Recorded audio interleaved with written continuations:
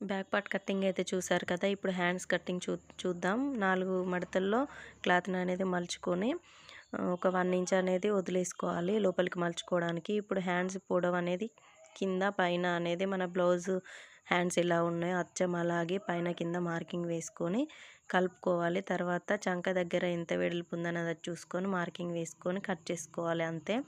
తర్వాత బ్లౌజ్ పీస్ని క్రాస్గా వేసుకొని కింద ఒక 2 ఇంచెస్ అనేది 2 ఇంచెస్ 1.5 ఇంచెస్ మలుచుకోవాలి. మలుచుకున్న తర్వాత యాజ్ ఇట్ ఈజ్ ఎలా ఉందో అలా మార్కింగ్ వేసుకొని ఫ్రంట్ పార్ట్ మాత్రం నెక్ కొలుచుకొని చంక దగ్గర ఒక 1/2 ఇంచ్ అనేది డౌన్ తీసుకోవాలి. నెక్ ఆది బ్లౌజ్కి ఎలా ఉందో అలాగే అచ్చం గీసుకోవాలి. తర్వాత ఫ్రంట్ షేప్ పట్టి దగ్గర నుండి భుజం వరకు కొలుచుకొని ఒక మార్కింగ్ వేసుకోవాలి. ఉక్సుల దగ్గర కూడా మనం కరెక్ట్ బ్లౌజ్కి ఎలా ఉందో మార్కింగ్ అలా వేసుకున్న తర్వాత కట్ చేసుకోవాలి అంతే. Front part back part